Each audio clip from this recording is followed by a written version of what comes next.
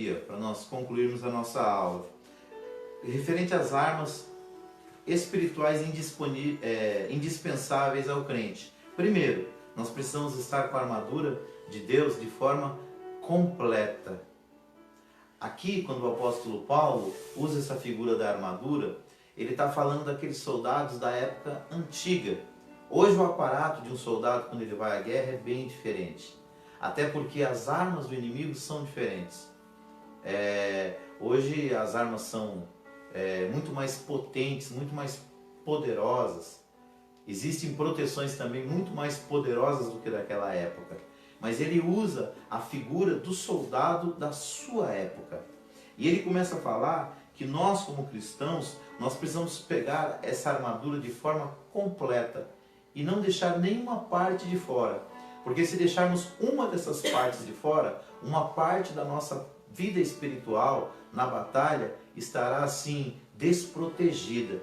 E aqui ele começa a colocar para a gente que nós temos armas indispensáveis de defesa, mas também armas indispensáveis de ataque, armas ofensivas.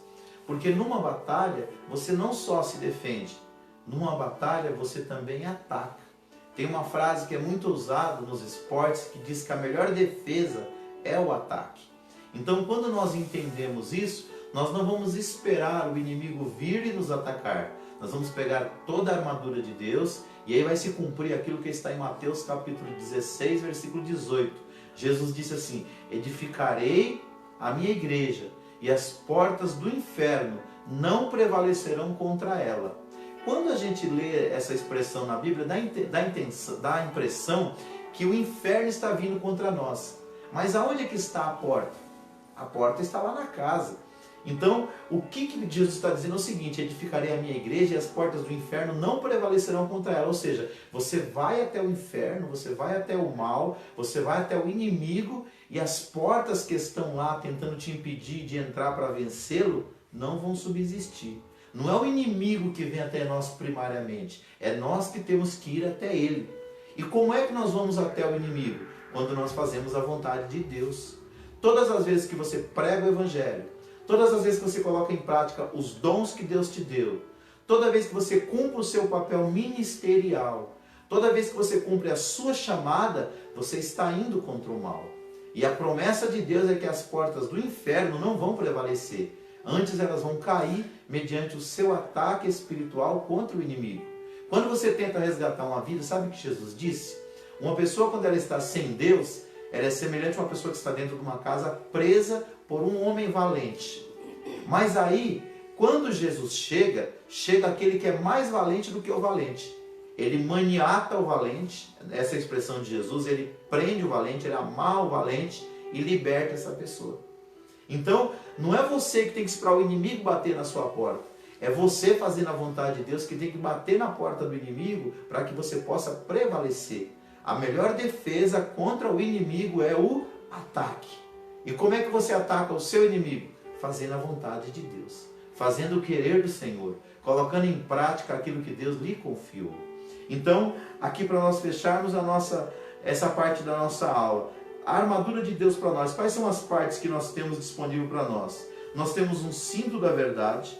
Nós temos uma couraça da justiça que fala de retidão. Nós temos que calçar os nossos pés, que são os sapatos de proteção do pé, que vai trazer a paz proveniente das boas novas. Nós temos um escudo que é a nossa fé, que protege o nosso coração dos dardos do inimigo. Nós temos um capacete, porque a salvação ela tem que ser entendida primeiro na mente, para que você possa receber a palavra de Deus na mente. É por isso que o maior campo de batalha, tem até um livro da Joyce Meyer, que diz que o campo de batalha maior que as pessoas têm é na mente. É aqui que você ganha e é aqui que você perde a guerra. Semana passada eu vi uma reportagem que eu fiquei assim, admirado com os números. Durante esses 3 meses de pandemia, cresceu 36% no Brasil o número de pessoas que morreram do coração dentro de casa. E aqueles que pesquisaram o assunto chegaram a 2 conclusões. Uma parte dos que morreram em casa, morreram porque estavam com medo de ir até o hospital, ser socorrido e contrair o vírus da Covid-19. Esse é o primeiro grupo dos que morreram em casa.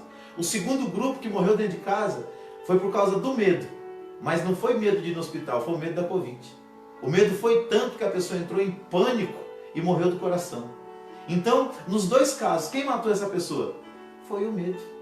Por isso que a Bíblia fala para nós tomarmos, sobretudo, o escudo da fé, com o qual nós vamos poder apagar os dardos inflamados do diabo. Às vezes o diabo não consegue chegar até você. Sabe o que ele faz? Ele lança uma seta, ele lança um pensamento, ele lança uma sugestão. E se você aceita aquilo dentro do seu coração, você perde a fé. Então a melhor maneira de você vencer os seus medos é alimentando a sua fé com a palavra de Deus. E por fim, ele conclui dizendo: